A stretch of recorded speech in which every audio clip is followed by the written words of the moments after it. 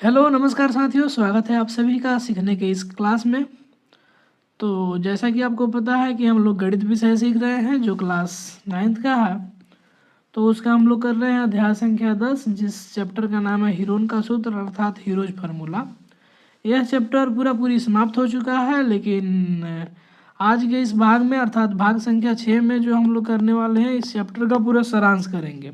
ठीक है, तो जो लोग पीछे वाला भाग नहीं देखे हैं वो भाग जरूर देखें। ये केवल समरी क्लास है, रिकैप क्लास है, तो ये कुछ समझ में नहीं आएगा अगर पीछे वाला भाग नहीं देखे हैं तो जैसा कि आपको पता है कि हम लोग ने जो पिछले क्लास में सीखा था वो सीखा था प्रश्नावली 10.1 के प्रश्न संख्या 1 से लेकर 6 तक हमने एक एक प्रश्न को हल किया है और देखा है।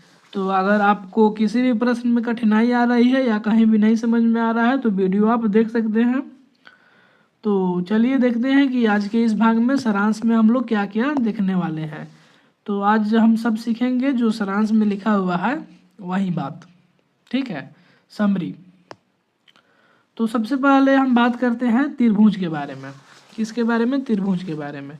जैसा कि आपको पता है 3 रेखाखंडों से घिरी हुई जो बंद आकृति होती है उसे क्या बोलते हैं? त्रिभुज बोलते हैं। इसमें 3 गो कोण होता है, 3 गो भुजा होता है, 3 गो शीर्ष होता है।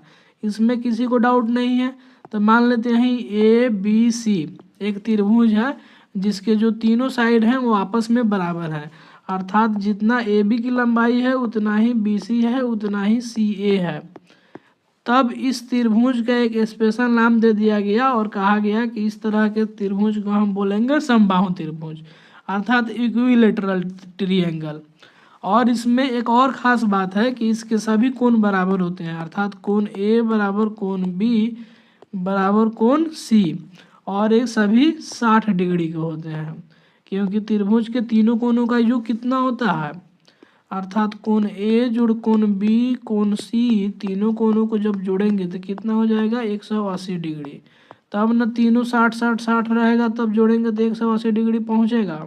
आई बात समझ में? आप ये ऑलरेडी प्रूफ कर चुके होंगे पिछले चैप्टर में कि त्रिभुज के तीनों कोणों का योग 180 डिग्री कैसे होता है। ठीक है, पिछले ही अध्याय में इसे करना था, तो ये आप कंसेप्ट ऑलरेडी जानते हैं। तो ये समबाहु त्रिभुज है। अब हम बात करते हैं कि इसका ये जब समबाहु त्रिभुज है तो इसका परिमाप कैसे निकालेंगे। तो मान लेते हैं E A है, EB है और ये छोटका C है, भुजा की लंबाई है। तो जो इसका परिमाप होगा वो कितना हो जाएगा? A + B + C। और आपको पता है कि इसकी तीनों भुजाएं की साइड है वो बराबर बराबर होती है। तो मान लेते हैं वो तीनों भुजाएं A है, A भी A है, A भी A है, A भी A है, क्योंकि इसमें A बराबर B बराबर C होता है। तो जो इसका परिमाप होगा वो 3 × A हो जाएगा। आया समझ में? अर्थात किसी एक भुजा को पकड़ कर मैं 3 से गुना कर देंगे तो इसका परिमाप निकल जाएगा। सीधा सा मतलब है 3 से गुना करने का मतलब है A में कि A को हम 3 बार जोड़ रहे हैं, मतलब A + A + A, तब ना ये 3A आएगा। तो यही मतलब है, तीनों साइड का वैल्यू है A। तो तीनों A को जोड़ दिए तो ये कितना हो गया? 3A हो गया। तो इस तरह हम परिमाप निकाल लिए। अब हम बात करते हैं क्षेत्रफल के ऊपर। तो जैसा कि आपको पता है कि हम इसके पिछले वाले सवाल में हीरोन फार्मूला से हम वैल्यू निकाल दिए थे S × S - A × S - B × S - C। इस वाले फार्मूला से हम इसका क्षेत्रफल कितना निकाले थे? √3/4 भुजा स्क्वायर। भुजा स्क्वायर मतलब A², तो √3/4 A²। तो समबाहु त्रिभुज का जो क्षेत्रफल होता है वो कितना होता है? √3/4 A²।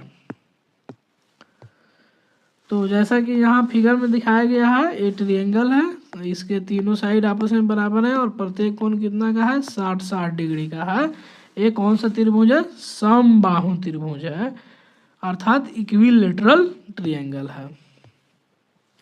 तो जैसा आप जानते हैं कि जिस त्रिभुज की तीनों भुजाएं बराबर हो उसे हम समबाहु त्रिभुज कहते हैं। अब मान लीजिए कि प्रत्येक भुजा जो है A है, A भी A है, A भी A है, A भी A है, क्योंकि इसमें तीनों भुजाएं बराबर होती हैं। तो इसका जो क्षेत्रफल होगा अर्थात ये अंदर वाला पार्ट का अगर हमें क्षेत्र का क्षेत्रफल निकालना है इस क्षेत्र का, तो ये कितना होगा, √3/4 a² हो जाएगा। अगर यही कहे कि इसका ऊंचाई निकालिए, ये ऊंचाई कितना होगा, ये सीधा लाइन नहीं है, सीधा लाइन मान लीजिएगा, इसका जो ऊंचाई होगा वो कितना होगा, तो वो होगा √3/2 और a हो जाएगा √3/2 a। अब बात करते हैं समद्विबाहु अर्थात आइसोसेल्स ट्रायंगल। समद्विबाहु तो नाम से ही पता चल रहा है, समद्विबाहु, सम मतलब बराबर, द्वि मतलब दो, बाहु माने भुजा, तो मतलब ऐसा त्रिभुज जिसमें दो भुजाएं क्या हो, बराबर हो। ई वाला बराबर होगा, कोई दो को भुजा बराबर होगा, जब दो को भुजा बराबर होगा तो दो कोण भी बराबर होंगे, दो कोण आपस में बराबर होंगे। तो चलिए इसको देखते हैं। तो इसमें देखने वाली बात यह है कि जिस त्रिभुज की दो भुजाएं बराबर हो और तीसरा अलग हो तो उसे समद्विबाहु त्रिभुज कहते हैं। जैसे देखिए ये हमारा एक त्रिभुज है ABC, तो इसकी दो भुजाएं आपस में बराबर हैं, ये भी A है ये भी A है, तो ये AB और AAC आपस में क्या है, बराबर हैं। और इसका जो एक हाइट है, ये हाइट क्या है, h है। तो जब देखो ई साइड, ई वाला साइड और ई वाला साइड आपस में बराबर होता है A और A, तो यहाँ पर जो कोण बनता है ना और यहाँ पर जो कोण बनता है, दोनों कोण आपस में बराबर होते हैं। ये थ्योरम आप ऑलरेडी पढ़ चुके हैं। तो ये देखो ए भुजा और ई भुजा माने AB और AC बराबर है, तो यहाँ पर जो कोण बनेगा और ये कोण बनेगा, अर्थात कोण ABC और कोण CB, कोण ACB, कोण ABC बराबर होगा कोण ACB, अर्थात ई वाला कोण दोनों बराबर होगा। तो इसीलिए दोनों को एक ही अक्षर से सूचित किया गया है, अल्फा और अल्फा। एक अलग कोण बनेगा जिसका नाम हम बीटा रख दिए हैं, और जो इसकी ऊंचाई होगी वो कितनी होगी, अगर इसकी ऊंचाई हम निकालना चाहें तो पाइथागोरस प्रमेय के हेल्प से हम निकाल सकते हैं। तो अगर ये पूरा लंबाई b है तो d से c तक की लंबाई कितनी हो जाएगी, b/2, और ये हमारा a है, और ये हमारा किसका काम कर रहा है, लंब का काम कर रहा है। तो आपको पता है पाइथागोरस प्रमेय क्या कहता है, कर्ण का स्क्वायर बराबर होता है लंब का स्क्वायर जोड़ आधार के स्क्वायर। तो यहाँ पर कर्ण का स्क्वायर है A² बराबर लंब का स्क्वायर नहीं पता है मैंने H² है, जोड़ आधार कितना है b/2 का होल स्क्वायर। अब देखो ये कितना हो जाएगा, A² घटाओ b/2 का स्क्वायर बराबर H²। तो H का वैल्यू कितना आ जाएगा, इधर स्क्वायर है तो अंडर रूट में आ जाएगा, A² घटाओ b/2 का होल स्क्वायर। तो यहाँ पर जो इसकी ऊंचाई आएगी वो कितना आ जाएगा, √A² - b/2 का होल स्क्वायर। तो सिंपल पाइथागोरस प्रमेय लगाकर हम इसका ऊंचाई भी निकाल सकते हैं। अब आपको पता है जब इसका हमें ऊंचाई पता चल गया तो हम जानते हैं जो त्रिभुज का क्षेत्रफल होता है वो कितना होता है, 1/2 आधार गुना ऊंचाई, आधार गुना ऊंचाई। तो ऊंचाई पता चल गया तो 1/2 आधार रख लेंगे b, और ये ऊंचाई की जगह पर ये वाला फॉर्मूला डाल देंगे, √A² घटाओ b/2 का होल स्क्वायर। जब इस पर रहकर हम हल करेंगे तो हमारा क्या निकल जाएगा, क्षेत्रफल निकल जाएगा समद्विबाहु त्रिभुज का। अब यहाँ पे एक क्षेत्रफल और भी होता है त्रिभुज का, 1/2 आधार गुना ऊंचाई। अगर हम इसकी बात करें कि ये फॉर्मूला हमें कहाँ से मिलता है, तो आपको पता होगा कि जो आयत का क्षेत्रफल होता है वो कितना होता है, लंबाई गुना चौड़ाई, अर्थात ये हमारा क्या है, चौड़ाई है, ये क्या है, लंबाई है। तो ये दोनों को आपस में गुना कर देंगे तो हमारा ये क्षेत्रफल पूरा निकल जाएगा, ठीक ना। तो देखो एक आयत में दो समकोण त्रिभुज हम बना सकते हैं। अगर इसका हम नाम रख दें ए बी सी और डी, तो इसमें 2 गो समकोण त्रिभुज है, एगो ई और एगो ई। तो इसको हम फर्स्ट बोल देते हैं, इसको हम सेकंड बोल देते हैं। ये हमारा ये फर्स्ट है, ये हमारा सेकंड है, ठीक है। तो हम अब इसका क्या करना चाहते हैं, क्षेत्रफल देखना चाहते हैं। तो अगर फर्स्ट वाला का क्षेत्रफल देखें तो ये पूरा आयत का आधा है। तो आयत का क्या होता है, क्षेत्रफल लंबाई गुना चौड़ाई। इसको एल मान लेते हैं, इसको बी मान लेते हैं।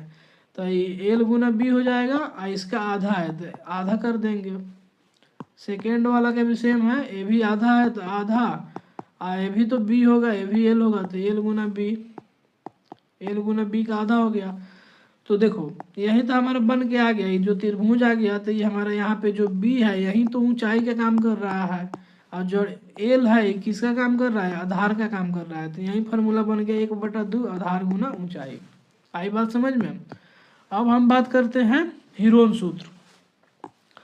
तो यह सूत्र किसी भी त्रिभुज अर्थात समबाहु, समद्विबाहु, विषम बाहु के लिए उपयोगी होता है जब तीनों भुजाएं दी गई हो।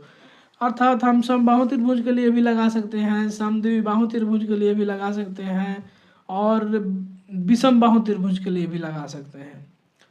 तो हमारे पास अगर कोई भी तीन भुजाएं उपस्थित हो तो हम उसके इस फार्मूला के हेल्प से हम क्या कर सकते हैं, निकाल सकते हैं। तो हमारे पास एक त्रिभुज है, त्रिभुज ए बी सी नाम रख देते हैं, ए बी सी। इसकी जो लंबाई है ए है, इसकी जो लंबाई बी है, इसकी लंबाई सी है। तो इसका जो अर्ध परिमाप होगा वो कितना हो जाएगा, ए जोड़ बी जोड़ सी या डिवाइड बाई 2।